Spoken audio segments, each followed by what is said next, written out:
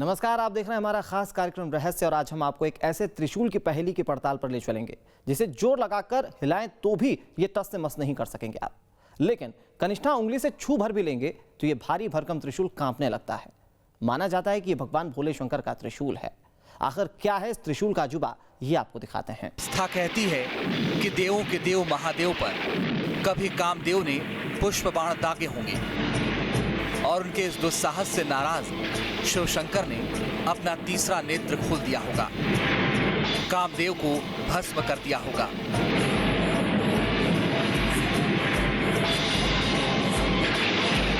कामदेव को भस्म किया है हमने, क्योंकि उसने हमारी तपस्या भंग की थी और उसे इस दुस्साहस का दंड भोगना ही था। लेकिन इस कथा का इस तीर्थ से भी कोई नाता है क्या?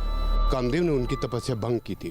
कामदेव को भगवान शंकर ने वश में किया। ये भगवान शिव की शक्ति है। ये तो फिर से जीवित करें, उनके प्राण वापस कर दें। पुराण कहते हैं कि कामदेव के भस्म हो जाने के बाद उनकी पत्नी रति विरह में पागल हो उठी होंगी। उनके पुनर्जन्म का भोले शंकर से वर मांगा होगा। मेरी झोली में प्रेम की भिक्षा डाल दीजिए महादेव, मेरे जीवन साथी को मुझे लौटा दीजिए, मुझ पर दया कीजिए महादेव। और कामदेव के अवतार लेने तक मछली बन गई होगी। प्रणाम महादेव। यहाँ पर भगवान ने कामदेव को भस्म किया था। रति के रूप में वहाँ पे मछली के रूप में उस कुंड में है। मछलियों के रूप में रति वहाँ पर विद्यमान है।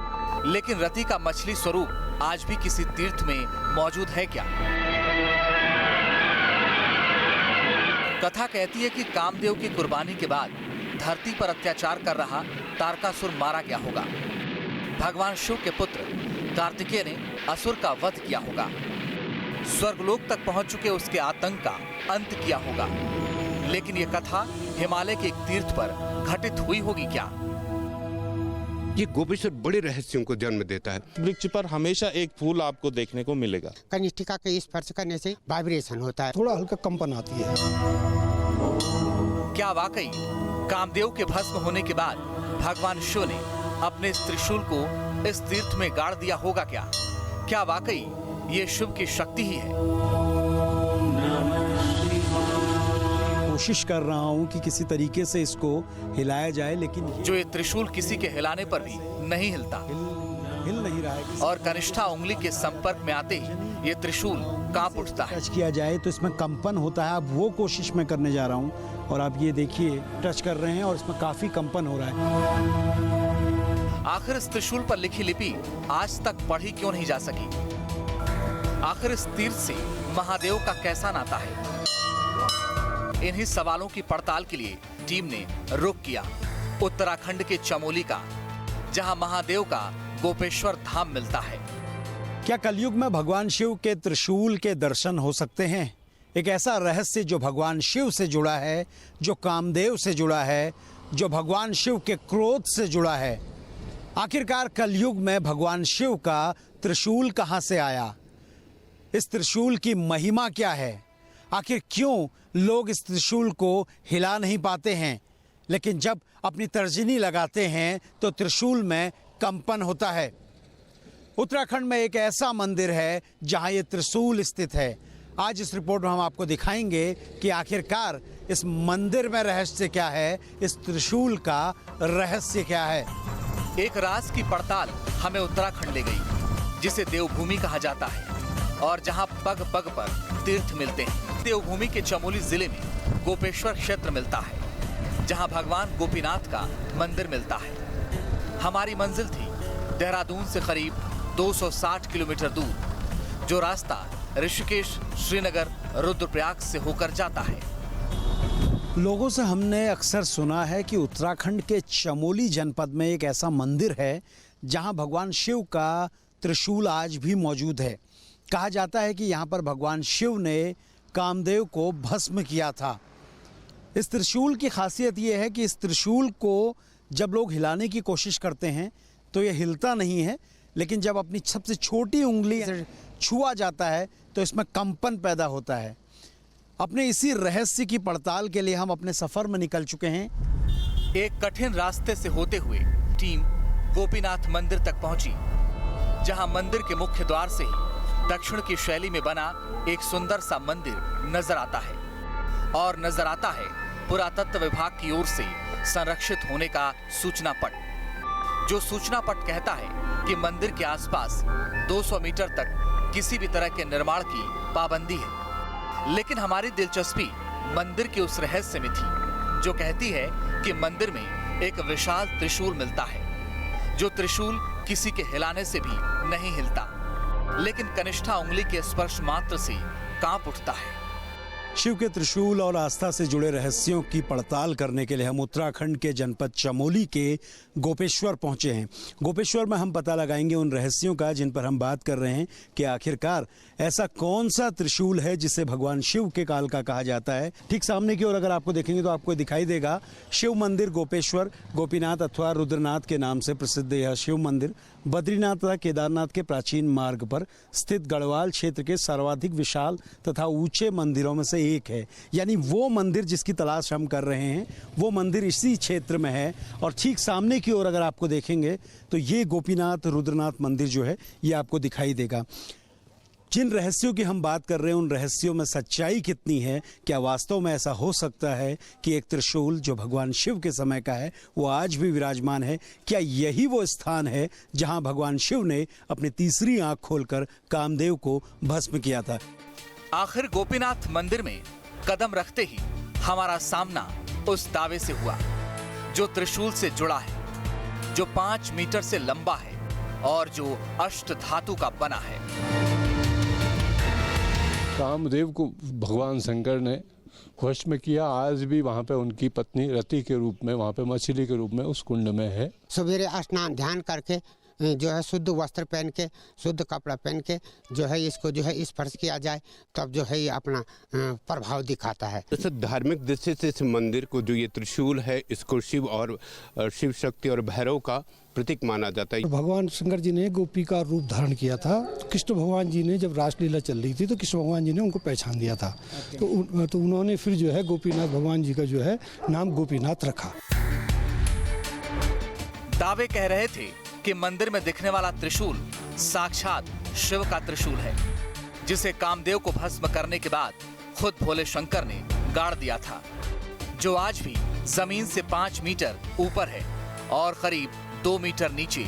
और उसी त्रिशूल में हमें अजूबा दिखने वाला था जो पूरी ताकत से हिलाने पर भी टस से मस नहीं होने वाला था, जो कनिष्ठा उंगली के संपर्क में आते ही कांपने वाला था।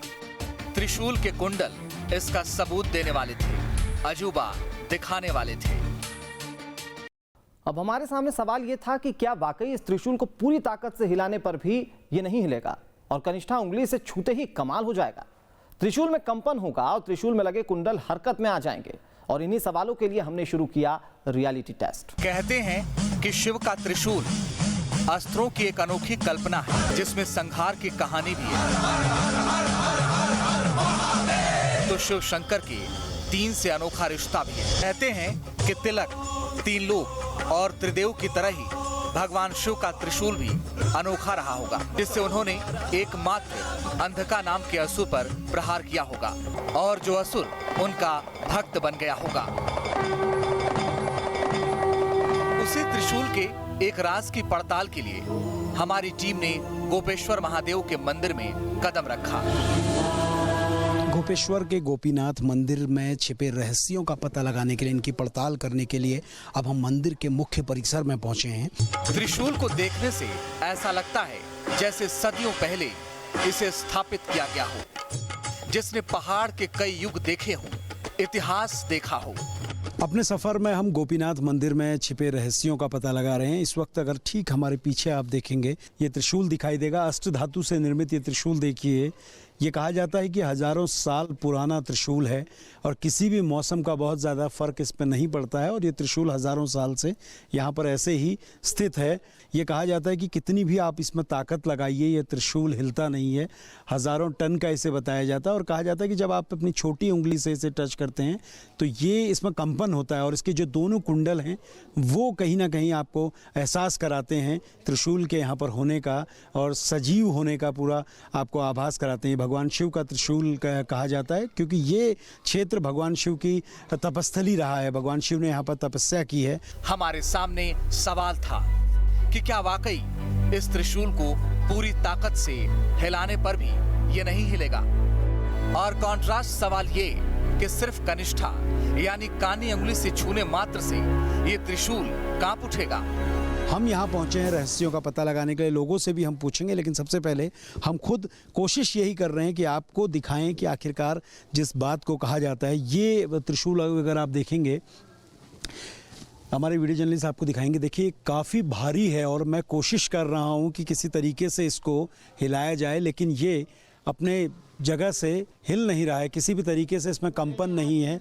आप देख सकते हैं किसी भी तरीके से कोई इसमें कंपन नहीं है और पूरी ताकत से हमने कोशिश की इसको हिलाने की। और वहीं दूसरी ओर अब जिस तरीके से कहा जाता है कि उंगली से इसको टच किया जाए तो इसमें कंपन होता है, अब वो कोशिश मैं करने जा रहा हूँ। और आप ये देखिए कि हम उंगली से टच कर रहे हैं और इसमें काफ़ी कंपन हो रहा है। अगर आप ये दोनों कुंडल की ओर देखेंगे, दाएं और बाएं कुंडल, आपको काफ़ी कंपन इसमें दिखाई दे रहा है। हमारे विजय आपको दिखा रहे हैं, ये देखिए पहले हमने कोशिश की इसको हिलाने की, लेकिन ये नहीं हिला, लेकिन जब तो इस तरीके से ये पूरा कंपन इसमें होता है।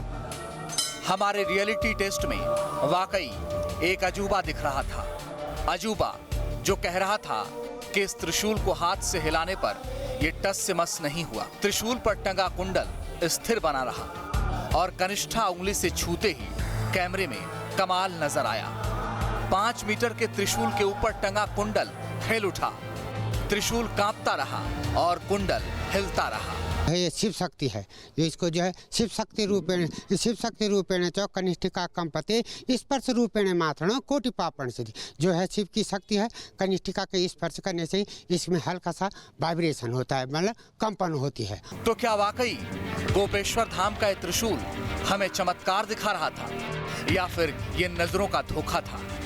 गोपेश्वर धाम का ये त्रिशूल वाकई हिल रहा था या फिर ये महज कोई इत्तेफाक था? त्रिशूल को लेकर कई तरह के सवाल पैदा हो रहे थे। सवाल ये कि आखिर इस त्रिशूल का इतिहास क्या है? श्रद्धालु मानते हैं कि गोपेश्वर का त्रिशूल खुद भगवान शिव का है, जबकि कुछ इतिहासकार बताते हैं कि 7वीं सदी के राजा गणपति नाग ने अपने राज्य की महिमा का वर्णन के लिए मंदिर परिसर में त्रिशूल को स्थापित कराया था, जिसे अष्टधातु का बनवाया गया था। कहते हैं कि इस त्रिशूल का राज खुद त्रिशूल पर ही लिखा है। इस त्रिशूल पर ऐसी लिपियां लिखी हैं जिनमें से कुछ को ही पढ़ा जा सका है। ये जो प्री ब्राह्मी लिपि है, ब्राह्मी में भी 3 बार भाषा का परिवर्तन हमेशा समय के अनुसार। सारी लिपि जो लिखी गई हैं, क्या ये सब पढ़ ली गई हैं या कुछ ऐसी भी हैं जो अभी भी अपठनीय हैं, जो पढ़ नहीं पाए जिनको? इस पर सबसे ज़्यादा काम किया है डॉक्टर वाईएस कटौच ने, जो हिस्टोरियन रहे हैं सबसे बड़े उत्तराखंड के। उन्होंने एक बार इसको जब किया तो अमेरिका में इसको कार्बन स्टडी इसकी हुई है, हैदराबाद में भी इसकी कार्बन स्टडी हुई है, तो कुछ तो पठनीय हो गया है। और ये कहा जाता है कि 2.5 फीट और नीचे है ये। फिलहाल जिन लिपियों को पढ़ने में कामयाबी हासिल कर ली गई है, उसके मुताबिक त्रिशूल पर 7वीं सदी के राजाओं की वीरता की कहानियां लिखी गई हैं, लेकिन 3 से ज्यादा ऐसी लिपि भी है जिनको अभी तक पढ़ा नहीं जा सका है। तो आखिर इस त्रिशूल की पहेली क्या है? क्या त्रिशूल से अभी तक ना पढ़ी जा सकी इबारत में ही इसका रहस्य छिपा है? क्या इस त्रिशूल में 7वीं सदी के हिंदुस्तान की कारीगरी छिपी है या फिर वाकई इस त्रिशूल का किसी शक्ति से नाता है? देवों के देव महादेव से नाता है, कामदेव को भस्म कर देने की कथा का नाता है। रहस्य अभी जारी है, बने रहिए आप हमारे साथ।